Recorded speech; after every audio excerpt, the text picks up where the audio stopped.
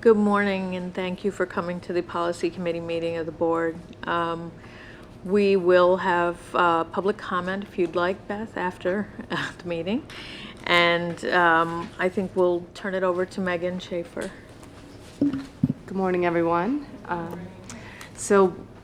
We had talked a little bit earlier about getting started this morning with our second reading policies, since they've been in front of the board already, the full board that is, and it may be a little bit easier for us to get through those in short order, and then we can focus on the ones that are more recently revised.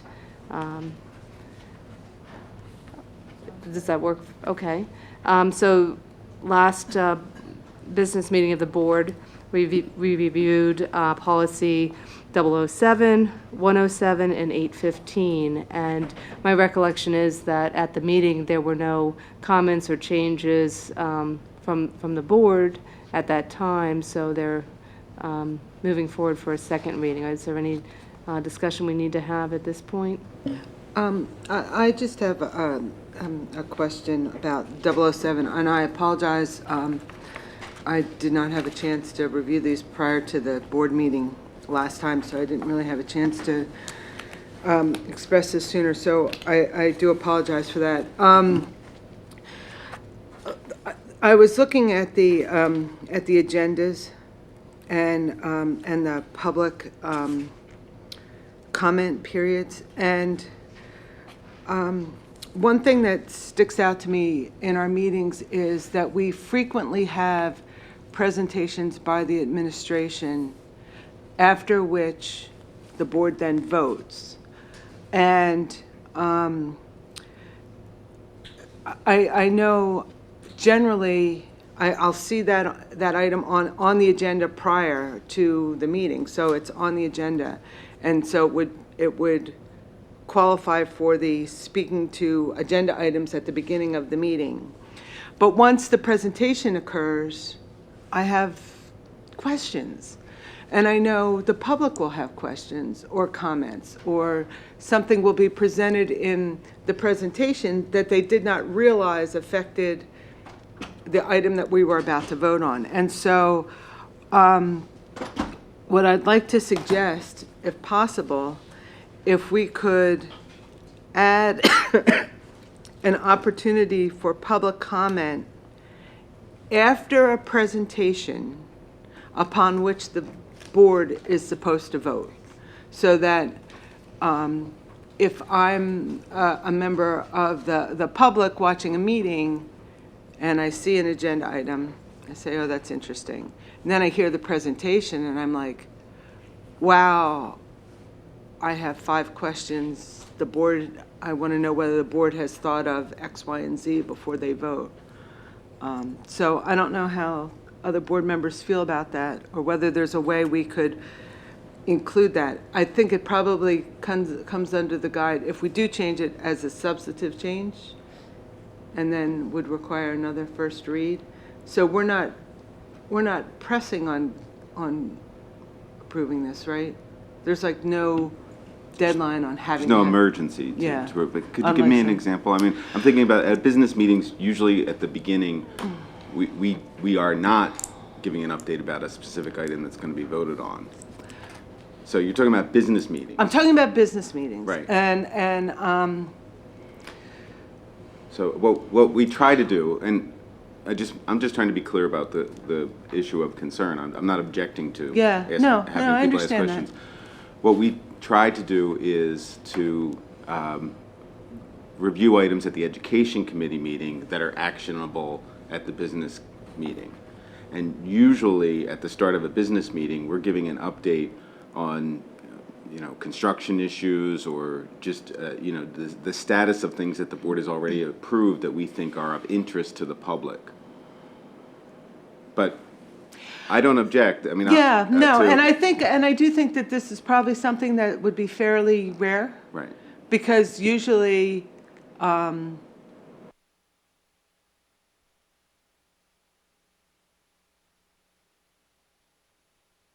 things have come up over a period of time, or you know, it was discussed in a previous meeting, but I'm trying to think of an example. And I'm fine if there's a new presentation that we're asking the board to vote on. First of all, I think in practice, we shouldn't do that. If it's Well, brand but new. usually, but I'm not suggesting that it's necessarily a big item. It could be Right. something small. It could be something like Pat and Ann coming to the podium to tell us about green cleaning policies, which we've really not had a public discussion about. And I may have an expertise in green cleaning policies and say, I would like the opportunity to say, board, before you vote on that, you might want to know about X, Y, and Z. I have experience in that, whatever. So it's something that you're not even thinking about needing to have a prolonged. Right. And also, I'd like to add, and thanks to Ken for pointing this out, the policy does allow for the board to provide for additional opportunities for public comment at its discretion or as required by law. So there is that piece in there which we Right, but that, can work with maybe. but if that's there's- somewhat cumbersome. Diane, is, where we have, after board directors, and then it says old business, new business, information, isn't that, wouldn't that be a time for? But that's questions? the end of the meeting. Okay. Theoretically, we've already voted on whatever it was. So, you know, take my green cleaning example. That's going to be voted on during the facilities part of the meeting, which is well before the information Okay. part. And yes, that's true, but then what is the mechanism? Then we have to have a 5-minute conversation at the board table about whether to invite people up, whether we think it's, In your pre-meeting, you simply say, you know, in the pre-meeting, you simply say, you know, we're having a board presentation on this, which is on the agenda. Can we have public comment afterwards? And everybody says, yeah, fine. And then you go out and the president announces, we're going to allow additional public comment after the discussion from the administration. I mean, could it be as simple as if we are presenting on something that's an actionable item that evening, that we just do the presentation before audience recognition? That way the board can ask questions and Absolutely. and the public can. That's That would be- That's typically the process. And that would be. It's not our, I mean, it No, but really. it's the process in yeah. most places. Okay. To me, that would be ideal. Okay. Because then, whether it's been on the docket for a while or not, and Right. whether, you know, maybe someone's coming late to the game, Yeah. but how would that be reflected in this? My only concern about that is I just don't want to Bog down the meeting. bog down the meeting or repeat what we did in the last meeting. So let's say we present something in education and it is on the agenda and we want to give an update to the public. I just don't want to redo the whole last meeting about that we had. So, Right, I don't but have a not problem. everybody, I mean, theoretically, you don't want to repeat the meeting on the board side because theoretically, we've all been through it, but Right. people in the public may not have seen it. It may not, you know, sometimes, you know, if the education meeting is a week before the business meeting, sometimes it's not till Thursday or Friday before the meeting gets posted. And so someone who wasn't at the meeting may not even have time to view the education meeting before they've seen it. So there's frequently times Yeah. where that information is, I have no problem moving the presentation before audience recognition, if that's okay with the board. I do have a concern just in terms of logistics with bogging down, you know, extended public comment, presentations. I mean, typically our education meetings are 2 full hours. So while I think an update is appropriate, I'm not necessarily comfortable with, you know, re-presenting material that was, you know, presented to the board as well as the public, you know, 2 weeks prior or a week prior. So, yeah, I'm a bit on the fence in terms of how to proceed so that we aren't in a position where we can't get through board business because we've opened up an opportunity for extensive public comment depending on what the issue is. well, I don't know that we would repeat the presentation from the education meeting in the business meeting. We would have what would be the typical sort of recap. Well, you just made a point that some folks may not have seen the tape or may not have been present. Right. And So we're their trying to. comments, I'm just talking about their comment, no, I don't want to, I don't Okay. want to redo the Okay, meeting twice. I need a clarification No, yeah, there. okay, Okay, no, thanks. that's not, that was not what I was trying to suggest. What I was trying to suggest is the opportunity to comment on it Okay. would, definitely, no. Yeah, no, I'm with you on that one. Midnight. So underneath where we have audience recognition agenda items only, could there be like a 4A, in special situations before we do recommended action? Yes. I can suggest a couple of options. Number one, you could put between correspondence and audience recognition, that's where you could move in and list board presentations. And then that way, if there's a presentation to do on an agenda item, if there's awards to be given out to students, if there's recognitions, or it could just be board presentations and recognitions, because you don't currently list that on your agenda anywhere. So if you list board presentations and recognitions right after correspondence, that solves your problem about public comment, because then the public comment period, first public comment period will occur after the board presentation, so everybody will have a chance. Another option would be having prior to recommended action, you could have a section called priority discussion items where if there is something that's a priority, you could have a presentation and then a public comment period just on that topic. That's another option.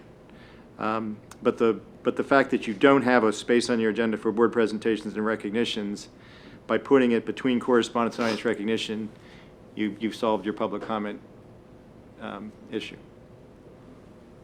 And you also are putting something on the agenda that you frequently do. It's not listed here. Ken, could you talk a little bit more about practices elsewhere?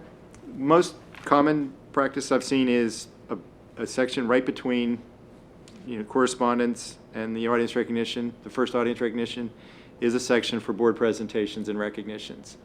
And then that's way people know that if their student or child is going to be recognized for something, they know where in the agenda it's going to fall. And they also, if they want to come and see a board presentation, they know they better get here early and they better get here on time, because it's not going to fall, late in the agenda. So that's typically what you see. And I think it's typically what you even do already. No, actually, Certainly I as think far as recognitions go. a lot of the presentations occur either as part of the superintendent's report. Oh. Okay. Or We do the student recognition stuff up front, but we just kind of bump it up front. that might work. The other thing is, might we have put the audience recognition part for agenda items only after the superintendent's report? So maybe have an a B, superintendent's report, C, presentations, D, audience recognition on agenda items, and then, or is that, You can't, Yeah. you need to have the audience recognition before any votes. right? So if the superintendent's Oh, report, which even the before the superintendent's minutes and report, things, yeah. the superintendent's report, and by the way, that's not on here either. Yeah, it's B Oh, yeah, under I'm sorry, there it is. recommended It's there. action. I Maybe see. we move the superintendent's report up then. But the superintendent's report contains personnel items and many voting items. All that's all considered superintendent's report. That's why you, I see. board presentations and that's why you just do it as board I presentations see. and recognition. Yeah, no, that would work for me. So you're saying correspondence, presentations, audience recognition. Board presentations and recognitions, and then 5 would be audience recognition. When I say recognitions under board presentations, I'm talking about like student recognitions. Student staff recognitions, student staff community, school community recognitions. So correspondence, board recommendations and presentations, then audience recognition? Or board presentations and honors, how about that, instead of present? Yeah, then it's clear that it doesn't confuse the term with the audience recognition. That works for me. I don't know. That sounds good. It's fine. Okay. That sounds good. Great. And will that then require a second read? Okay. It does, but there's nothing pressing here. And this gives you a chance to talk about it and highlight it for the audience, because I think they should appreciate that. Yeah, thank you very much.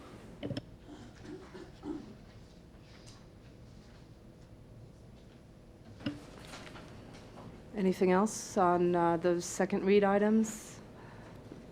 One now being a first read again? Sorry. That's okay, Diane. Right, so we have 107 and 815. That would be our second read items next, in 2 weeks. All right. So are we ready to move back to our first read items? Looks like it. So I'm going to turn this over to Dr. Marseille. These are policies that we reviewed as a first read last policy meeting. I apologize. I'm so sorry about this. Also on that 007, the education committee, we don't meet in July and August. Right, it says when school is in session. Oh, all right, I missed that part, thanks. I was afraid you were Okay. going to suggest that we did meet in July. Yes. No. I was going to add June. So, back to, Our 108, 109, 110, and I'm just recapping, the last time we met, we talked about these as first read items. There were a few revisions that we made to those, which are included in your packet today. We are still, one of the ARs we will be looking at in greater detail today, and that's with 108, and that's Mr. Fraser's here to give us the highlights of those revisions to the AR.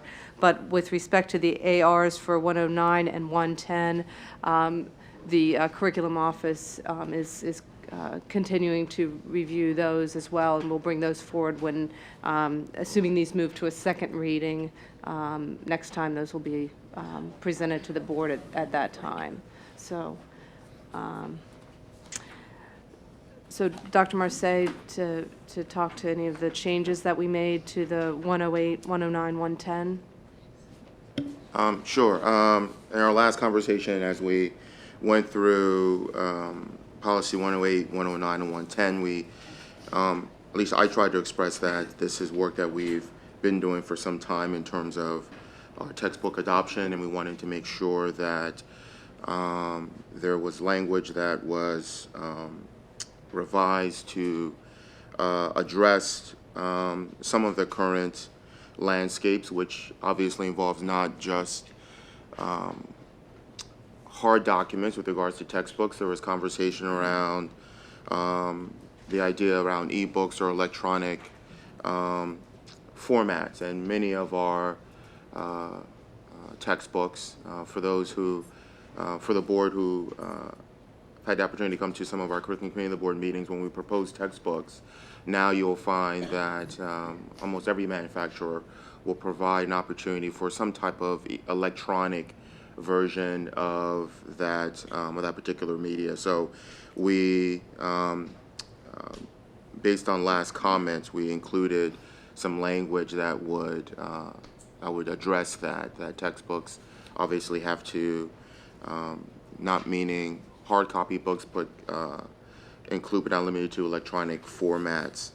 And that was for policy 108. I think the changes that we made in some other smaller revisions. I Is there did, any- I'm sorry. Just a question in terms of electronic format, Dr. Marseille. Yeah. I saw it in the ARs explicitly. Can you direct me to where it is in the actual policy? Okay, the new red one that we got today. Yes, Got it. yes. Okay. That's what I was about to jump in Okay, and just clarify. thank you. There was an additional revision to 108, so that page should have been sitting on top of your packet this morning. And, yeah, there was also a change to the paragraph number 5, which is on the back side, to reflect our practices in terms of our review of curriculum materials, including textbooks. on the ARs, the original part of the AR is just a couple of paragraphs long. Is that because you didn't print out the whole thing, or because that's how long the AR was prior to the addition of all the red line stuff on electronic?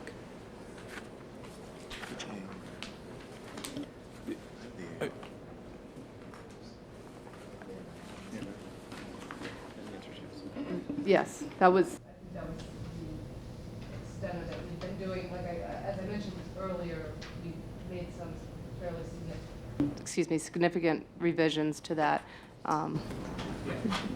Which I can certainly speak to. No, I'm not talking about the red line part. I'm just talking,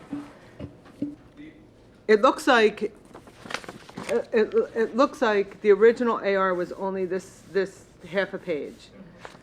And I'm just surprised that in the administration of adoption of textbooks and other curriculum materials, that's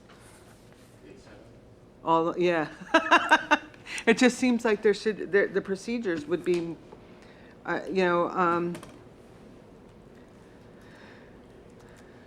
don't know, we generally have such an extensive review of materials.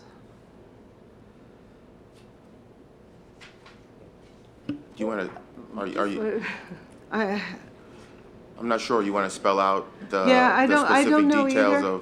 of, But, it is an extensive process in But terms of. generally we have, procedures that include bringing in teachers of the discipline that's being, that the textbook's being reviewed for. Sometimes we have parent groups. I mean, when I think about what we did for the new reading program in the elementary school, that Certainly, was yes. very extensive. I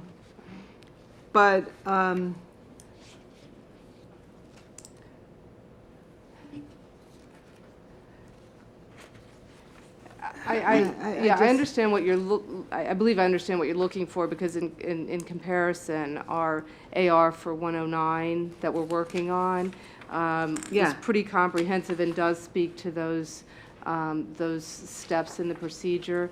I'll see while we're here if I can find out whether there was another version of this that had additional language. This is what was in our records.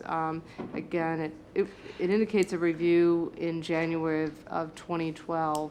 So I have to assume that that's what the status Yeah. was at that time, but I'll do a double check on that. But as I said, I think 109 is Yeah. sort of the process you're looking for, and we can certainly incorporate some of those steps back into 108 as well, and make sure that they're consistent in terms of how we process and look at And I'm not curriculum trying to bog materials. down the process, but I do think it's important that, that we do require, as part of, adopting new curriculum materials, that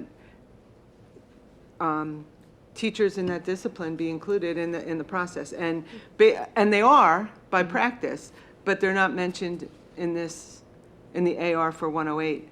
I think your example is perfect. If you look at the AR for 109, which is resource materials, it's extensive, Right. and for the curriculum materials, it's not so. Right, but it does say in the policy that teachers shall participate in the selection process as determined by the superintendent. So there is an understanding that, we draw upon other resources. So that's memorialized in the policy as well. So that would be what we would look to first in terms of following a procedure, and then the ARs should reflect that. So we can go back and add some language to make sure that we're articulating a procedure, or procedures that are consistent across the different types of curriculum materials that we're looking at. It seems that a lot of the detail of the procedures is delineated in the policy itself. So while we may want to extend it to some degree, it seems that we could certainly lift some of the language from the policy over to the ARs, because it does lay out specifically the last paragraph, 1 through, is it 5 or 6? 5. essentially what's going on. And so perhaps we give additional detail, but when I read through the policy, I was pretty clear in terms of what the process entailed. And looking at the ARs, I was actually building on the policy. So it may be a matter of, lifting some of the language that's already in place and then just extending that a bit. Right, right. Thank you. Bring the AR back. Yes. We'll bring the AR back, incorporating those ideas into the AR itself. So, but with respect to AR 108, the greater portion of it that's redlined, I'd like to turn the mic over to Mr. Frazier to give us an overview of what that language is all about. Thank you, and good morning. You're certainly accurate. There's lots of red underlined text in the AR. And what we're trying to address is software products that the district subscribes to, mostly online, mostly located outside of the district, where we're providing student data, and or the software itself is collecting data from its users. And that data can be a variety of data. Often when we think about data, first thing that jumps to mind for us is like social security numbers and birth dates. But it may be data as simple as what type of web browser is being used. Because programs will change themselves online depending upon the web browser you're using. So there's a variety of data that we're talking about. Well, and I'll ask Ken and Megan to keep me on the straight and narrow as I talk about this law called COPA, or the Child Online Privacy Protection Act. That law really applies to these companies that are collecting the data. And it limits the amount of data that they can collect from children under the age of 13. Children under the age of 13 are supposed to get the approval of a parent or guardian before signing up for websites like this. And that's why you'll see some websites that'll say simply, like, you have to be 13 or older to subscribe to the website, because that's that barrier for the law. So companies that collect this data, they're taking their requirements and they're pushing them down to us to obtain that parental consent. And we saw this a lot in 6th grade this year. We had purchased an online textbook called History Alive, and that textbook collects data, and the children that are using it are under the age of 13, so we had to ask the parents to opt in for their children to use that online textbook. We're finding that there's more and more examples like this. So we're trying to, rather than send home for every product a separate letter that could be extremely lengthy, asking for parents to opt in, we're trying to send home one document that says, here's the information that we can provide, and we're trying to parallel that on the directory information from our FERPA notice. Here's the information that we can provide. Please opt in one time as opposed to X number of times with each product. Because what we're actually afraid of is that parents are just getting these big, thick letters that have lots of legalese in them, and they're either putting them aside, waiting to read it at some point, or pencil whipping it and sending it back without reading it. So what we're trying to do is send home one letter that hopefully parents will read, typically at the beginning of the year. That the AR says doing it annually, and we hope to do that in the beginning of the year, so that they're actually better notified by getting less information that parents will read. I don't know if I did that justice, and I realize this is a compelling conversation at 9 o'clock in the morning on a Friday. But if I don't know, Megan or Ken, if you want to add anything to that. No, I couldn't say anything better than the way George just said. We're just, we have this regulatory requirement that our vendors have that they can't, they're not going to let us use their product unless they've basically gotten their bases covered, and the only way they can cover their bases is through us. And so if we want to use the product, this is what we need to do. So the whole goal of this product, the whole goal of this exercise is we want to make sure we have the highest quality educational products we can have. And in order to comply, this is what we do, and this is how we notify our parents. You know, there's a change in the way, you know, we're having to do business because of the fact that we want to use these really high quality online resources. So because of that, this is the information. But it also tells them we're only going to give this information out and no more. We're not going to ask anybody to give out anything different than what's on here. So this is also a signal to them that if for whatever reason they're being asked to give out more information, that they don't need to do it. And I like the fact that it's condensed, because like you said, when parents are being bombarded with lots and lots of things they need to read and sign and agree to, it gets put in that pile and they will or may not get back to it on a timely manner. So this, you know, covers a whole lot of things. Thank Can I just make sure I'm following? Sure. So basically, we will send a letter home that's saying to parents, we're asking for your permission so that your students can access the educational software that we use, and the vendor requires that we provide some information to them. Yes, yes. And again, you have to think of it in terms of scale. So what, like if we buy an online textbook, and a good example is what happened this year with sixth grade. We're not setting up one or two accounts, we're setting up hundreds of accounts. So in order to do that, we do use a lot of automated processes to set up several hundred accounts at a time. And to do that, we have to provide them with X amount of data. That's one example of the data that they're collecting. But yes, Ken very well pointed out that we're trying to provide high quality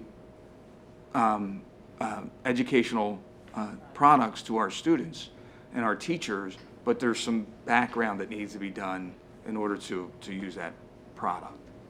Just another point of clarification. So I know how our middle and high schools would, be affected with this. How will our elementary schools, would parents in elementary schools need to sign such a document for the iPads or something of that nature? This, in fact, is primarily for the elementaries Okay. and the middle schools, because it only affects students 13 or under the younger. age of, yeah, Okay. that's correct. That's correct. Okay, so give me an example of why what are we using? Would it be the iPad apps or something like that where vendors are asking for specific student information? It could be. It could Okay. be an iPad app.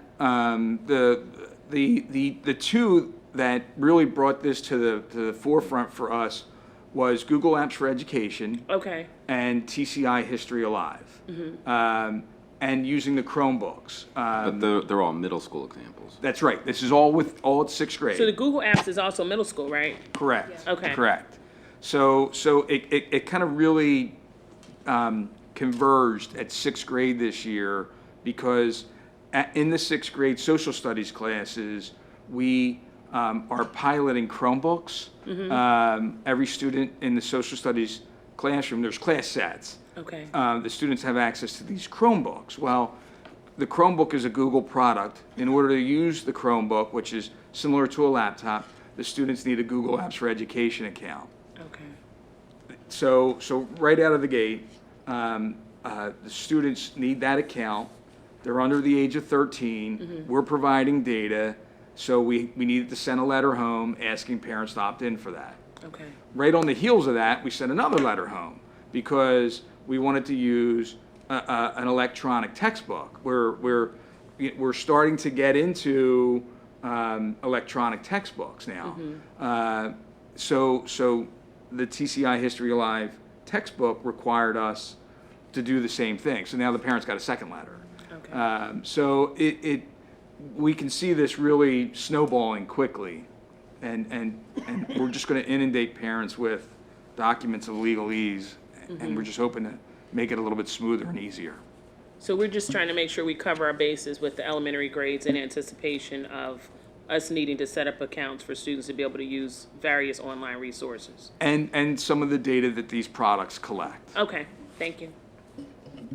Just one question. If as a parent, I sign this, am I then giving a blanket endorsement that the school could set up an account for my child to have Instagram or Facebook? Or it would only be the things that we've approved for educational purposes?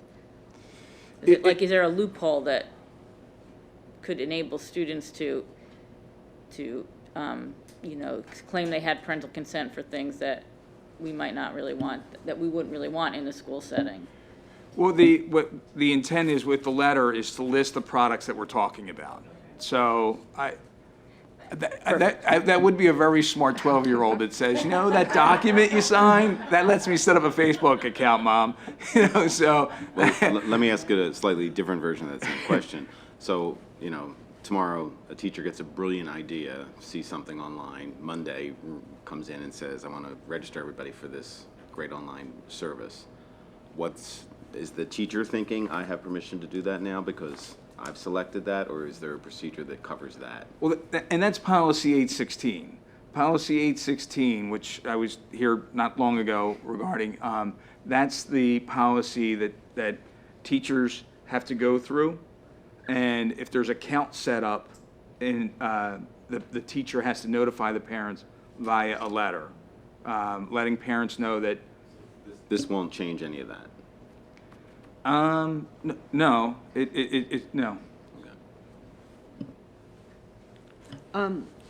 If you look on, as with all other stuff we do, we have to at minimum follow the laws, but we can then make it more stringent if we choose, correct? Okay. That's correct. Correct. All right, so and it just jumped out at me as I'm looking at that first paragraph in red, and at the bottom it gives these are the requirements, and then at the bottom it says number 3, give parents the option of consenting to collect and use of information for the purposes of COPA. Okay, personal information includes, and one of the things that personal information includes is their social security number. And I don't ever want to be in a position where we are giving out a child's social security number. We don't collect social security numbers at all. And I think what you're seeing there is what the COPA law states. Right. So, but to me, I'm a parent of a 12-year-old, and I get this thing, and I have to admit I'm not going to read every single word as carefully as maybe I should. I'm going to skim it. Social security number is going to pop up at me, and I'm going to go, oh my goodness, I just gave them permission to give out my child's social security number. Right. So Right. somewhere, I'd like, if we could, to include a statement that the district's policy is, we won't use a product that requires us to list a child's social security number, or something to that effect, so that if I am just skimming it and that pops out, and and now I'm going to look at it a little more carefully, I want to make sure that there's something in there that reassures parents that we're not giving out children's social security numbers. You want something along the lines of what I believe is in 816, which is under no circumstances will students be required to give up social security numbers. Yeah. And any other thing we put in 816 that said under no circumstances will we do that. We can certainly add that. I would probably put it under number 4. Make a number 4 there.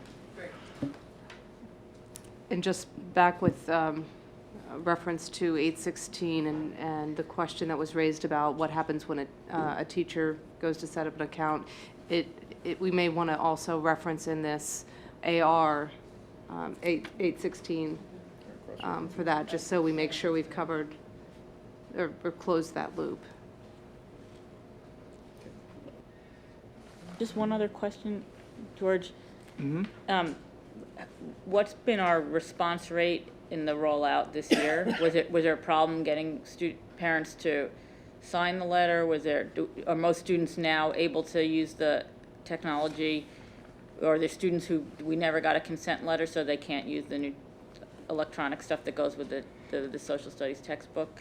I stopped tracking it about, I don't know, 3 weeks ago maybe. I can pull up numbers from about 3 weeks ago. Well, so where we were really trying to use the Google Apps for Education and the TCI was at the 6th grade level. So in both Ballard-Kinwood and Welsh Valley, we had a very high return rate of those documents because that's where we had an immediate instructional use of those products. The return rate was lower in 7th and 8th grade because we really haven't, we're still introducing the product to teachers. We have some classes, some PRPs being started to help teachers use it, but there's just not the same sense of need to use it right now. So I don't think we're seeing the same push from the teachers to the students to, hey, get that document back. So the numbers But we are did a little have bit to lower. push. I mean, by the end of September, we were around 80-some% in 6th grade. And so we did have to push to get the rest of them back. It was, I want to say we got into, it was like 94%, 95% in 6th grade. In 7th and 8th grade, it was lower. I think it was 85%. We also had a stronger, quicker return at Ballard-Kinwood for some reason than we did at Welsh Valley.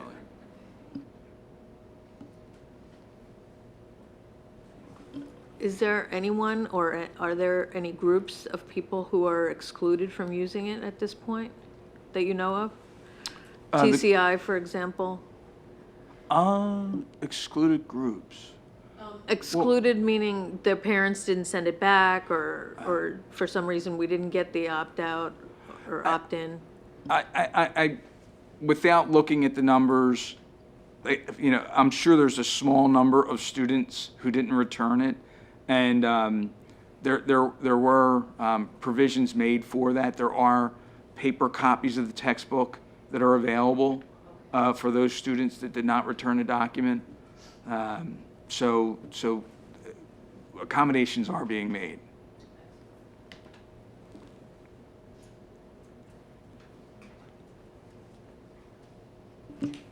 Any other questions for 108? Okay. And we'll go back and make some of those suggested revisions, and we'll bring it back to you next policy meeting so we can talk about that again. Certainly. Okay. Certainly. And as with 109 and 110, I think we talked about the revisions, which were minor to those policies, and that we are looking at those policies, I'm sorry, the ARs connected to those policies, which we'll bring back to you at the next meeting. And also with reference to 108, we'll look at the procedure piece that we talked about earlier. I'm just trying to recap that wasn't related to the COPA, but making sure that the policy steps are reflected in the AR, to your point, Diane. Okay. All right. Anything, questions? Just a question on the second page of 109, C3, or C, I guess the paragraph, weeding, prepared weeding formulas. Help me understand what that means.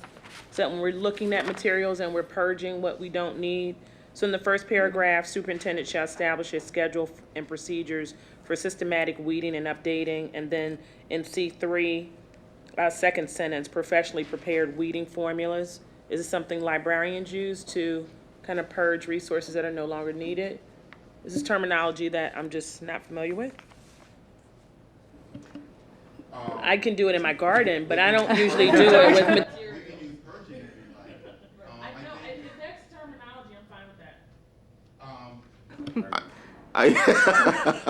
that. I mean, the policy should be written in such a way that people can understand it. It is librarian terminology. I don't know what a better way to state it would be. Well, I think the spirit of the statement is that there's a system in which librarians go through determining the shelf life and the usefulness of the materials. And from that process, they will recycle those materials in some capacity. So I don't know. I think that's what it's trying to say. I think the terminology weeding could be spelled out to just specifically say that there is a process in which librarians will go through to determine the viability, usability of books and their shelf life. That sounds fine for me. And to the point, I think that's a really good point. I think it piggybacks nicely with what Dr. McGinley just said about it being readable for someone who's not. Professionally prepared weeding formulas begs the question, is some outside group determining what we feel are valuable? Because it looks like it's a professionally prepared process upon which one does it, rather than just looking, our librarians or others, professionals, looking at our materials for their relevancy and I mean, I would almost prefer to have it stated that way, using professional guidelines, some sort of professional type of, guideline, but that suggesting that our professionals have the ultimate decision on whether something is, the professional guideline may say any history book that includes history up to 1970 is great, and we might want to say, well, any history book that includes history up to 2000 is our limit, for example, and so. I mean, I think that policy actually says, I mean, the professionally prepared weeding formulas are used as guides, so it doesn't say that we are following them lockstep, but. I'm assuming those are industry standards, though, right? It's from the National Librarian Association, whatever the correct title is of the organization, but each year they come out with recommendations for books that should no longer be in the library, either because they are factually inaccurate or out of date, or there's new information that predates it, or because sometimes they're just no longer include appropriate terminology for various issues of politics or identity or those other kinds of things. So they do come out with recommendations. Do you, But I guess good. it does seem like the language here could just be a little more precise about that there are, the Library Association provides guidelines, but our librarians have discretion to use their own professional expertise and judgment or to separate out the guidelines and the room for knowledge based in our own staff. Let me just suggest this then. Taking out, instead of weeding, just use the word removed. I think that's all that means. Systematic removal and updating of resource materials. And then where it says professionally prepared, substitute instead industry standards developed by nationally or regionally recognized professional associations may be used as a guide, but should not be considered a substitute for professional judgment of district professionals. I think that's good, but you know what, when I was reading this, because my husband has 3 gardens, I had no problem with the word weeding. For the garden, me either. It was professionally prepared like that.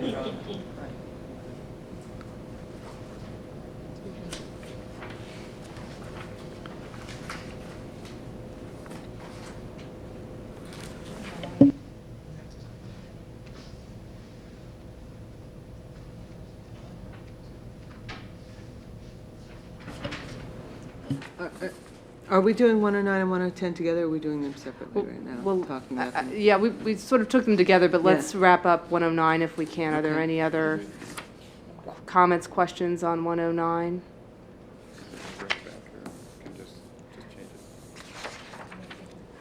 I don't think so. Did you want to bring 109 back here to see the changes, or did you okay with it, me making the changes that I just read out and then putting it up? It's up to you. Let's bring it back, just to make sure that everything is as everyone expected. Is there a time? Pressure on this one? No? No. This is routine. It's a routine month thing? Removal and updating of policies. Updating of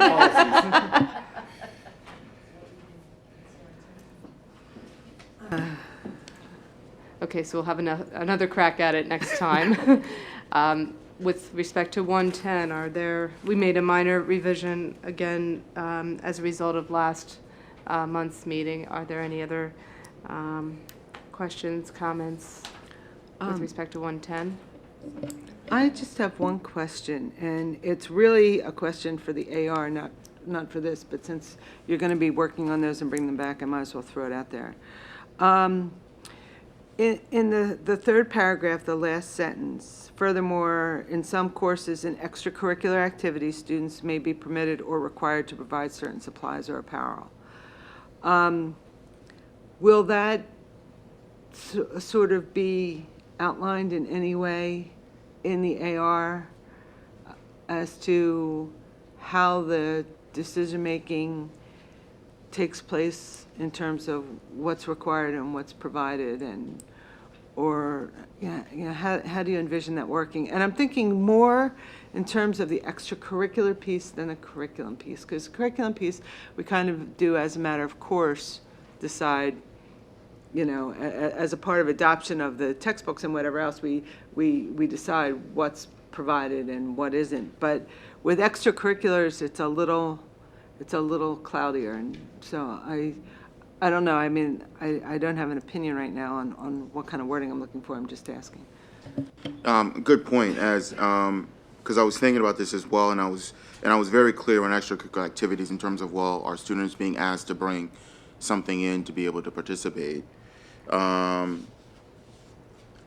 But I was wrestling with what exactly are those instructional supplies, and are we going to articulate, well, what if that student doesn't have the ability to bring those? And I, off the top of my head, can't recall whether or not there are courses where, I don't believe there are, where students are asked to bring a specific device or material that is specific to that course that in a normal operating process.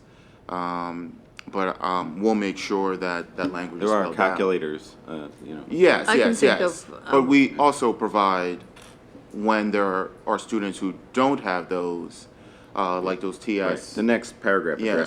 addresses that part about. Yeah. Yeah. About. It says But, no I mean, student is on the denied. extracurricular activities, it really, things vary by sport or activity. I mean, some, it shouldn't vary by school. But, some teams, footwear is something that the family is responsible for in most cases. But there are other kinds of safety equipment that. Yeah, I ran barefooted in track, so I didn't have that problem. Right, So when I got to college, I got spikes. yeah. Serious, Tony. I don't have to delineate that in an AR, I guess. It's,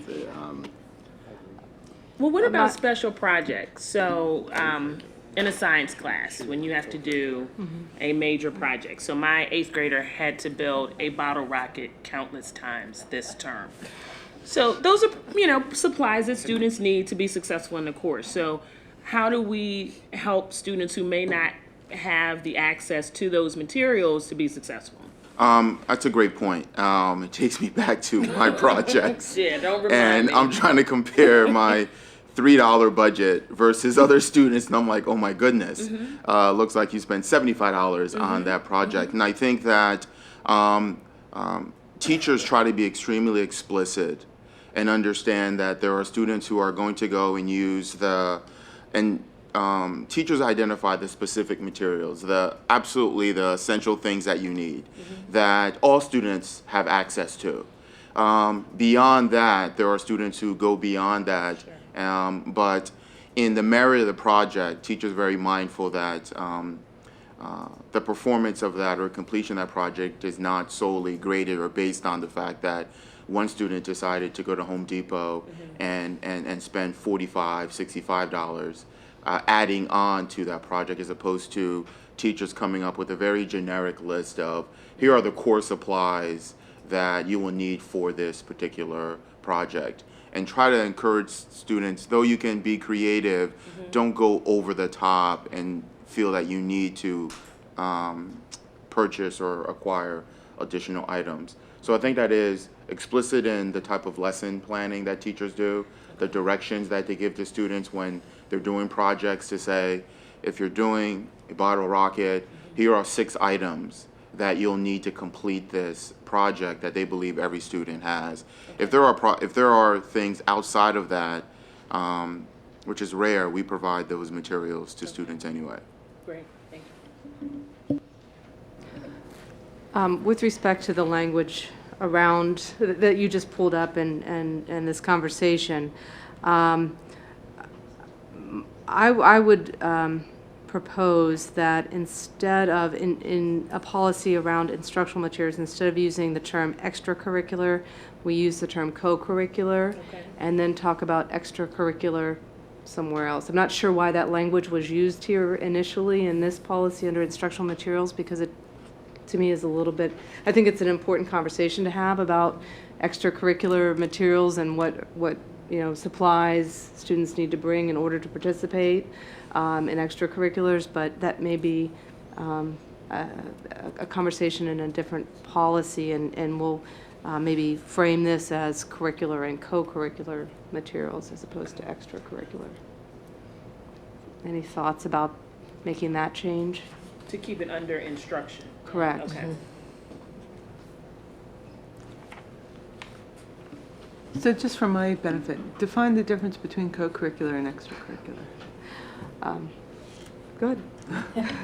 Extracurricular is purely outside of school. Co-curricular has an academic component to it. For example, if you require a student to take a band class for a grade in addition to being in the band, so I don't know if you do that here, but some places do that, that would be considered co-curricular. There has to be an academic component to the activity. Sometimes, some places have journalism be is a class that is, goes hand in hand with being on the school's newspaper. Again, that's just, the activity is married to an academic class for credit. So Science Olympiad does not require participation in any of your science courses, but all those kids are in science courses. And it's not tied to a grade either. So then that's extra- extracurricular as opposed to co-curricular. So do we need to say both, extracurricular and co-curricular? Or she's trying to We're remove taking extra out. we're taking extracurricular out of instructional supplies. Yeah. That makes sense.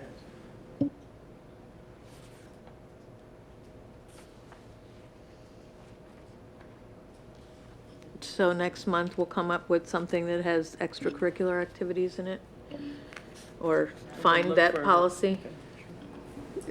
What we'll do is look to see if there's another policy that would be a better place for a discussion around, expectations in terms of supplies or equipment that a student would need to bring in order to participate. So there may be an existing policy that we could go and insert that language, and if not, we'll talk about, developing some new policy language to address that.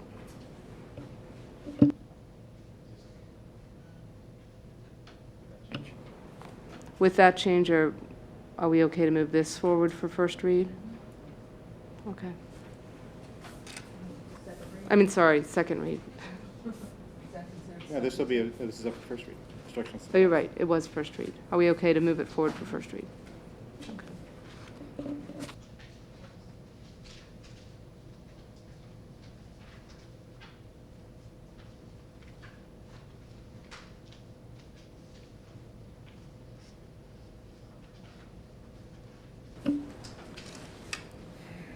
Okay, so we'll jump a little further down on the agenda.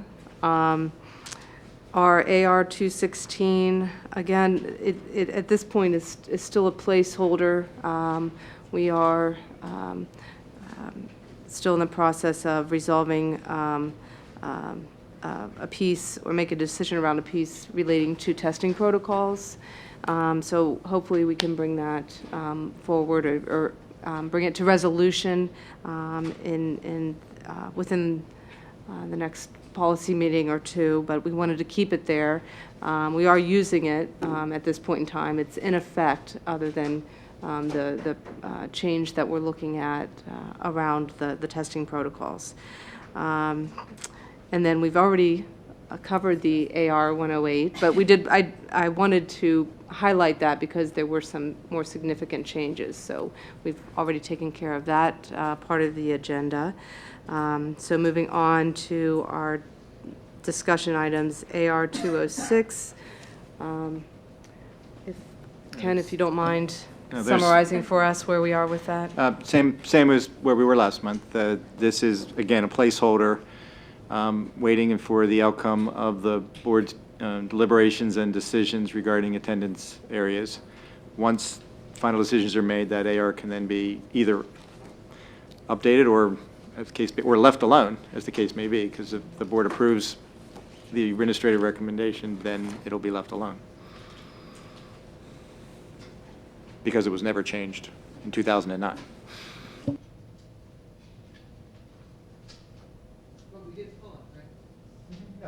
It's been dormant since 2009, but it hasn't been officially changed.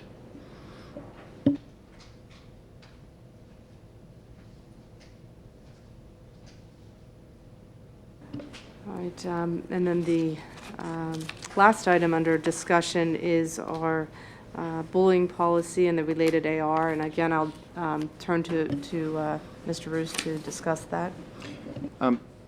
You enacted, pursuant to state law, you enacted a bullying policy in 2008 and then reviewed it in 2012. The law does require periodic review of the policy, just to make sure it's current. Legally, it is. The policy and the AR are both reflect current state of the law, as far as I know, current best practice, and again, as far as I know, seem to be working, meeting the district's needs as far as bullying policy. The attachments, the classroom postings, I think they could probably stand a little crisping up, I guess is the word. There's some language in there that could be improved on, but really those are just what gets put up in a classroom so that students are clear about what to do if they're confronted with a situation where they feel they're being bullied. So the recommendation is leave the policy in the AR alone, but look at the classroom postings and make sure they're written in a way that's effective and useful. So for the elementary grades, I'm thinking of our pre-readers. How does the bullying policy get articulated, or the language in terms of whether or not students understand and are able to advocate for themselves or through an adult, whether or not they're being bullied? I mean, do our counselors do that? What does that look like for our younger students?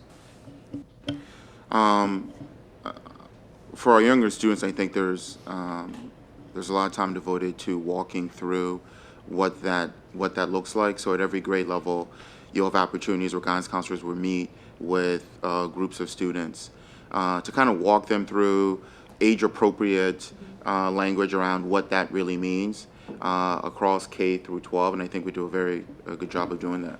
And Second Step has lessons devoted to that every year, and the responsive classroom model is, based on principles of advocating for yourself, speaking up, being clear about what you're comfortable with or not comfortable with. So there's a lot of that goes on in elementary school. Again, as Dr. Marseille said, differing by age.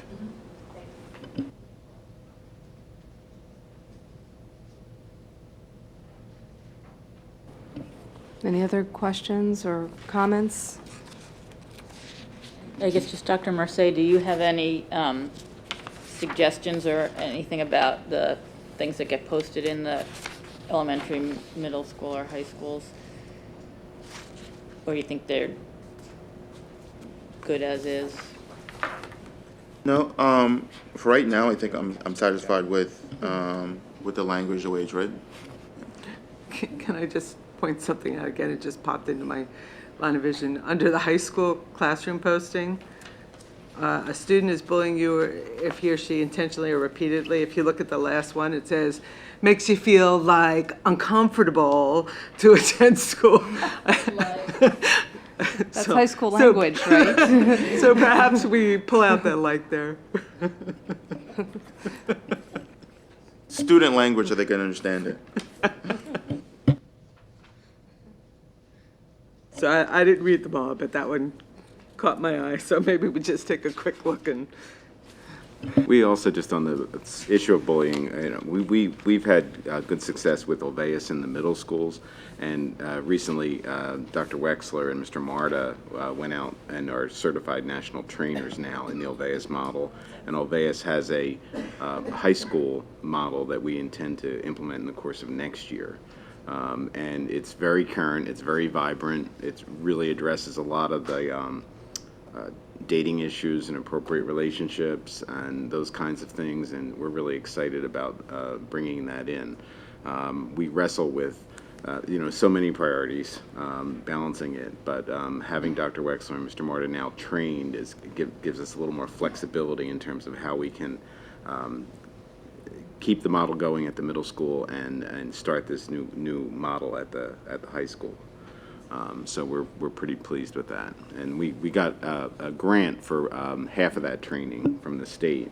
So one of the trainers was paid for by the state, and we paid for the other trainer, so we'd have two people in house. And that was the recommendation of the author of the Olveus program. When I spoke to her, she said, with a district our size and the number of schools that we have, don't rely on the outside expertise. Identify people who will be here long term, who have credibility with who know the kids and the staff, and have credibility with the faculty, because it will become part of how we handle our advisory programs in the high schools, and it will actually give us a better focal point for those programs, because they've been a little all over the map. I haven't really been thrilled with what we've done in advisory in high school, and this will give us a core set of work to do in that model.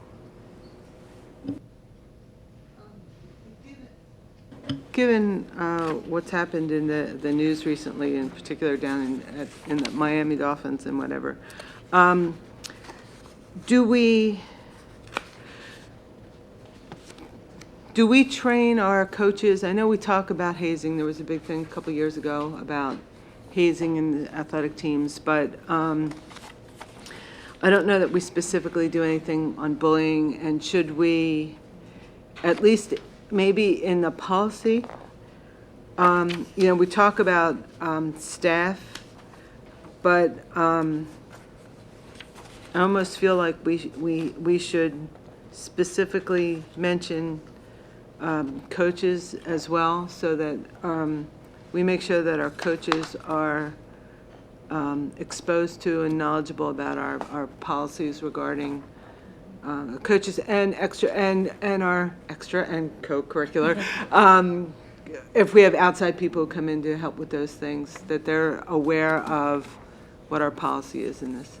Yeah, that's a good point, and I know that we do that, but I became very interested, just like you, in this national conversation, that for me is extremely disturbing when you hear adults talking about terminology like, well, man up. It is the nature of football. It's the nature of athletics. It happens in every single locker room. If you want to be part of a team, you have to take these things. And I think that message is an inappropriate message that resonates to many of our adolescents who are participating in athletic competition, who hear adults saying, well, it's okay to be teased, it's okay to be bullied. There's certain things that if you want to be part of a team, you have to endure, so to speak. And speaking about it, you're going to be called all these other names. So it did bring to light intentionality around our work, which I believe we are doing, but I think it puts a magnifying glass to ensure that obviously we continue training for our coaches and follow that up. I think it's a tremendous learning opportunity right now to bring coaches together for athletes who are hearing that. And I do know that as long time ago, as high school athlete, that there were certain things that in the locker room and language that you were like, well, you're a freshman, you're supposed to hear this and do that, and just didn't call it bullying then. It was just like, oh, well, I guess I'm a freshman and I have to do these things beyond carrying the water bottles to the field. All right, that's a duty that every rookie gets. It's not bullying. It's just what you do. But I do think that for me, it brings light, and I was gonna have that conversation, and just to make sure that we're giving our athletes an opportunity to say that if things like this are happening in our locker rooms, it's not okay to stay quiet. And there are people to go to, and don't be afraid that somehow your team's going to ostracize you because of adults who don't handle it appropriately. So you raise a great point that we'll look into. Just to piggyback on that, I think one thing that was really great, if you can call it that, about that incident was the whole concept of this, 280, 300-pound man being bullied, and that everyone has this perception that because you're big and strong, you can't be bullied. And bullying is more a psychological thing. I mean, there's other things that are more physical. You can call them assault. But, I mean, a lot of bullying is psychological, and it has nothing to do with how big and strong you are. In some ways, it's an opportunity to send a great message to somebody who's feeling a little, let's take a big guy who's feeling a little, demeaned and inadequate because he's being bullied, but no one's believing him because he's this big, strong guy. So.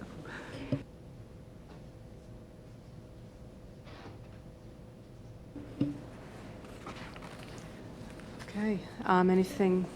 Just a question, so are we going to update the postings at all, or what's the next steps with those? I have made a note that we are going to go back and I'll review each of these postings. I'll send them to our building principals to give them a chance to take a look at them, as well as Rich Marta and Joanna Wexler to see if there's any language updates that they could suggest. And so what we'll do is, to the extent there are any changes, which it sounds like there are probably some that we could make, at least one, we'll notify you of those changes at the next policy meeting. Okay, great. And then I know in the high school posting, there's the electronic means, so the social media is covered there. It's not in the middle school posting. So I think it'd be important to make sure that is either just lifted right out of I think it's nicely detailed in the high school posting, but it's just via email. It looks like demeaning letters or email messages, so I think we need to extend that. And actually probably to the elementary level as well. Yeah, well. If board members have any other suggestions, can they just shoot them to you with that? Absolutely, absolutely.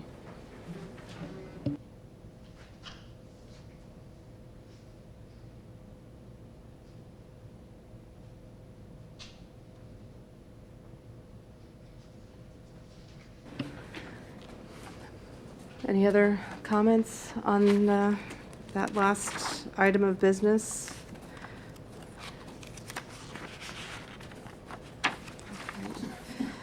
So just to recap, for the record, 108 will be moving forward to a first read. 109 is going to be revisited here again in policy before it moves forward for a first read. 110 will move forward for a first read. 007 is back, I'm sorry? Comes back to a first read with, I think, some good changes. So time well spent. 107 and 815 will move forward to a second read. And we'll keep you up to date on our 216 progress, 108 with the revisions. They are 108 as well as 109 and 110 you'll see here next time. And 206 may not be on our next agenda, we'll see, or it may be. 249 will bring back the proposed, if any, proposed changes to the classroom postings just for your review and any further discussion. So we'll also move some of the policies under future discussion forward in December. I think I misguided you. 007 is going back for a first reading first with read. new words, so it's going to be Right. in the next board agenda. It's not coming back to policy. It's just going to go to the first read. Correct. Okay, all right. Right. I thought that was. Yeah.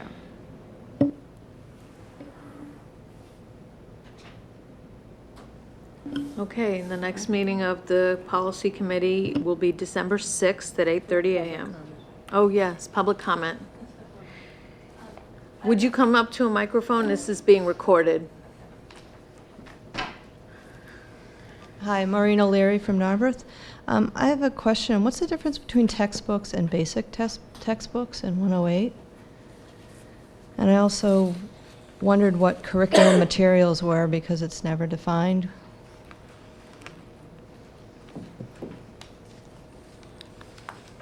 Okay. Are you referencing policy 108? Yes.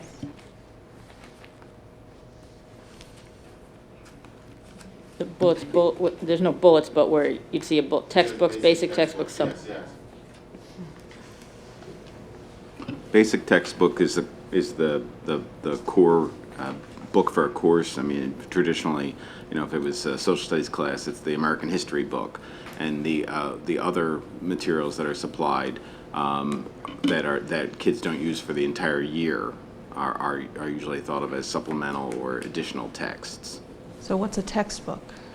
It would be something that's used, but it's not the course. It's not the full course. So it might be a book on a particular topic that's used in the course. So it's a text that we're all sharing, but it's not the text for the course. It's kind of old language. Okay. And what are curriculum materials? Curriculum materials may be teacher produced, maybe resources that teachers pull from other places And in they're order to different than other customize and enhance. And they're different than other curriculum materials? No, they're not. Okay, so in the policy, you refer to curriculum materials in places, and other curriculum materials in places. It's redundant. Sometimes you refer to basic textbooks, and sometimes you refer to textbooks. I personally find that So we can review that for We can review that. consistency.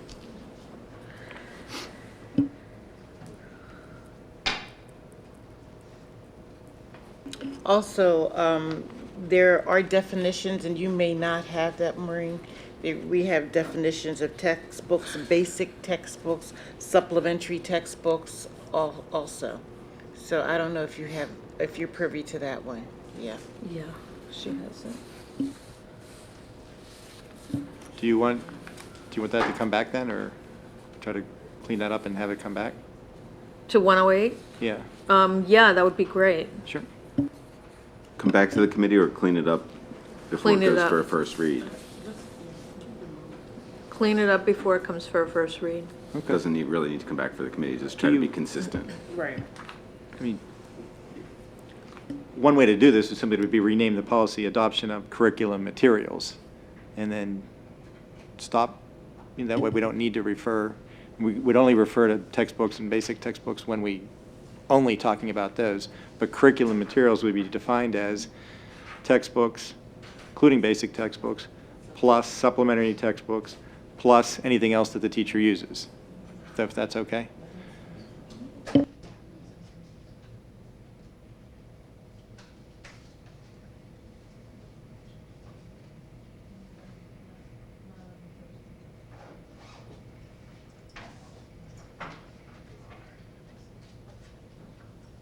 Okay.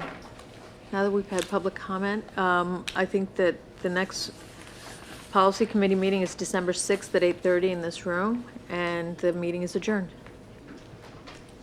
Thank you all for coming.